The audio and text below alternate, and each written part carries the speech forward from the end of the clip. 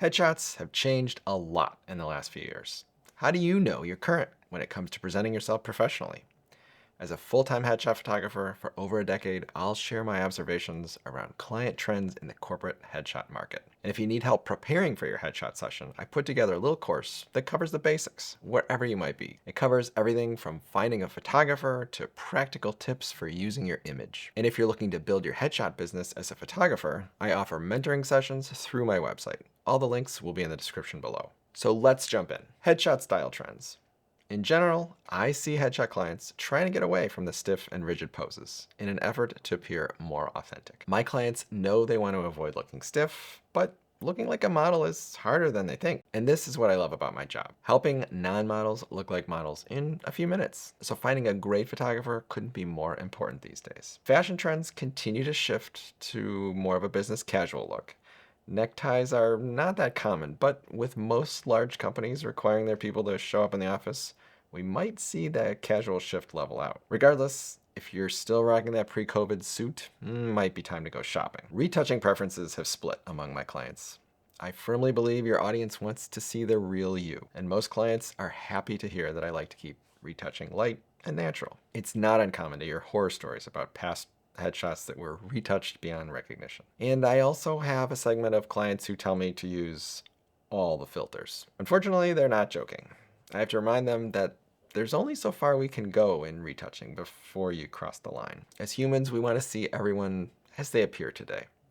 A little skin smoothing, blemish, and stray hair reduction is considered perfectly normal. And these little adjustments go a long way in polishing your final image. I remind my clients every day that we are our toughest critics. Most people viewing your image will never notice your flaws. One trend that's not changing, hitting that subscribe button. Thanks, it helps. When I started learning the headshot discipline over a decade ago, it was common to shoot a pretty tight crop. This came out of the fact that headshots were basically for actors, models, and executives. These days, everyone needs a headshot. Headshots are used in all sorts of ways, and they have to look good in all these formats. Sure, you have your LinkedIn crop, but a wider, usually vertical crop, comes in very handy for anything from a slide deck to a LinkedIn post announcing your new position, to even on a billboard. So if your photographer suggests some waist-up crops, just humor them. You'll thank them later because you won't have to do a reshoot when your marketing department needs that crop for a social campaign. Headshots as a marketing asset. Your headshot is a commercial photograph. It's an image used to sell or promote something. You are the product. Clients are starting to realize this fact. The images aren't for you, they're for your audience. So when making decisions about the images you select, ask yourself what's the right image for the use case and intended audience. This might mean using a very smiley image of yourself when maybe you prefer not to smile with your teeth. AI headshot generators are gaining traction, and they can be very convenient if you're willing to invest the time in rounding up enough images to feed or train the models. Now, there's certainly some ethical considerations here. Should you be representing yourself with a generated image? Or what, if anything, does that imply about your professional ethics? I'm not sure. At higher headshot volumes, though, I think the AI solutions are tough to justify in their current form. Large organizations want consistency across all their employees, regardless of location. And I just don't see a savings when someone will have to round up a bunch of selfies for every employee.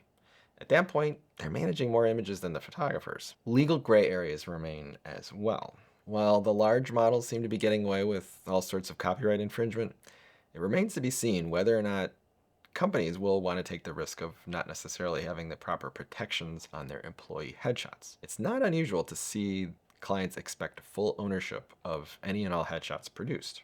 And I don't see how that works when images are generated. But I'm not a lawyer, I just photograph them. Moving on to demographic trends. I break my clients into three groups. Young professionals, these are in or just out of college or professional school, mid-career, and senior professionals. Here are some observations about each group.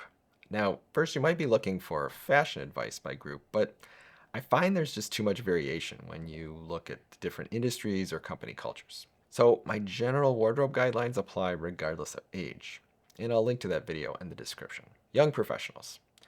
You might assume that young professionals will always opt for the more casual looks, but I don't find this to be true. In fact, Some go the extra mile and invest in new clothes or maybe add a makeup artist to their session to ensure their image aligns with the new role or their career aspirations. I also talk with my younger clients about how we can help them appear a bit older and more confident. And this can be done through nothing more than expression and posing coaching. Mid-career. Mid-career professionals are comfortable in their industries and roles. They might book an appointment aspiring to climb to the next level, change companies, or maybe just want to reflect their more mature look. I remind clients every day that holding on to that 20-year-old headshot won't do them any favors. Employers value professional experience over a few wrinkles or gray hair, and a great headshot will convey that. If you're looking to continue your career trajectory, headshot sessions are always a good way to build your camera presence. You never know when you'll be called to participate in a branding video or promo interview for your organization. As photographers, we're always happy to share tricks and tips throughout the session that'll help you in any camera appearance, photo or video.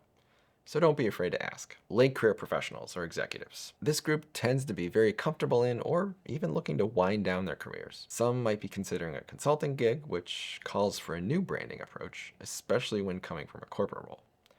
If that's you, be sure to mention it to your photographer. Otherwise, we might be referencing only your past LinkedIn headshot profile. Dress tends to be more formal, but often my clients in this group bring a nice casual outfit more appropriate for their personality. They don't really have anyone to impress and rarely care about fitting in.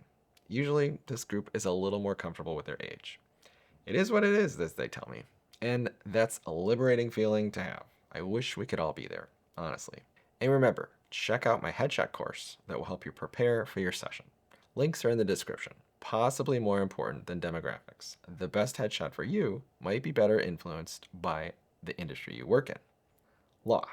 Let's start with law. I work with lots of lawyers, and they tend to be the most traditional when it comes to dress. A suit and tie are standard, if not required. Occasionally, men will go with an open collar, and women might rock a bold colored suit, but otherwise it's pretty conservative. And there's nothing wrong with that. A lawyer's headshot has seen a big shift recently towards a more approachable look from a stiff and even aggressive feel. This is for the better. Remember, the firm headshot isn't for their adversaries. It's for future clients to think, this looks like someone I can trust. Image format, as I mentioned, is changing too. Legal marketing is a force in of itself. And legal marketers are really pushing headshot styles that work in any context. This means a waist-up crop at minimum. Many of my legal clients are being photographed just above the knees. So make sure you're on the same page as your photographer. Having the branding goals in mind, along with examples of how and where your images will be used, helps ensure the look is a success. Financial services. Financial services professionals, advisors, investment bankers, or consultants dress very similarly to lawyers. Sometimes they are even more attuned to the details. Team or group shots are also super common with this group. I always recommend a composite approach as people are always coming and going in the office, and a composite is a great way to keep things current without having to reshoot the whole thing when somebody new comes along. New folks just stop into my studio for an individual session. We shoot to match the existing look, drop them in the composite, and remove anybody that might have left the firm. Looking at tech or creative fields, very few rules or standards apply. If anything, look to the company culture or sub-industry culture for advice. For example, a small Detroit tech startup in the auto industry will probably have different ideas than a stereotypical Silicon Valley firm. The Detroit firm has to straddle the traditional auto world while also working a tech vibe. And the same goes for the creative industries. Look to your company or industry culture first. You might assume these industries are casual by default. Executives might wear jeans and a t-shirt, but I've seen a full range of wardrobes, so I just hate to generalize. Look at your industry, your peers, competitors, and consider your company culture and branding. And then make a call.